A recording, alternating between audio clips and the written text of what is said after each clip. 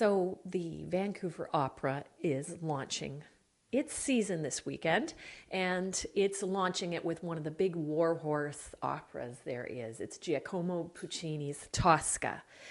And this is probably one of the most complex, biggest roles for a woman, for a soprano in the entire opera repertoire. And it's going to take two Toscas to alternate on the nights that the opera takes place, even though they don't even take place necessarily on consecutive nights. In the Georgia Strait this week, we were lucky enough to interview the two women taking on the Tosca role. Both of them have performed it before, and both of them are probably going to be spectacular to see on the opera stage. It's a very classical rendition of the story, which is about a woman who is the preeminent diva in Rome, and it takes place in about 1800, and she is the sort of biggest opera star there is, and she is in love with an artist, but the artist gets arrested by this evil police chief who has his sights set on Tosca, and the only way that he will promise to release the artist from jail is if Tosca sleeps with him. So there's sex, there's murder, there's suicide, there's lots of violence. And at the time that it debuted, there was some controversy about it because there was so much blood spilled in the opera. So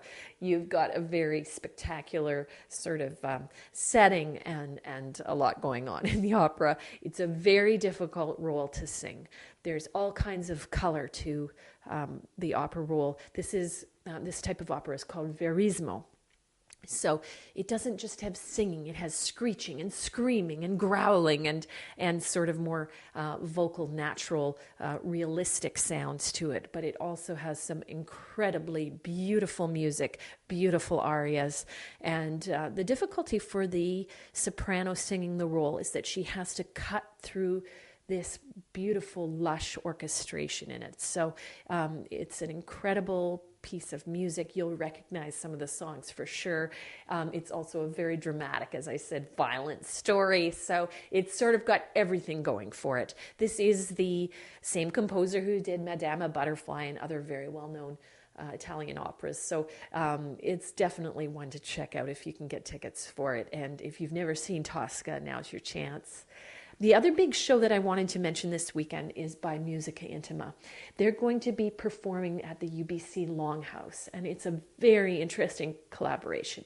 Now, Musica Intima has about a dozen or so singers. They don't have a conductor, and they don't have an orchestra. They sing a cappella. They sing on their own with their own voices, and it is gorgeous harmonization and arrangements that they sing. For this work that they're debuting there, they have worked together with the Stolo Nation, a First Nations tribe, and they're going to be singing about one of the old ancient legends within the Stolo Nation. So it promises to be a really unique show with an incredible story in this incredible setting with these incredible voices echoing through the Longhouse. So that's another show you definitely want to see, and they are also launching their season with this show on Saturday night. So lots of opportunities to see some gorgeous music this weekend, very different kinds of music on the Vancouver scene.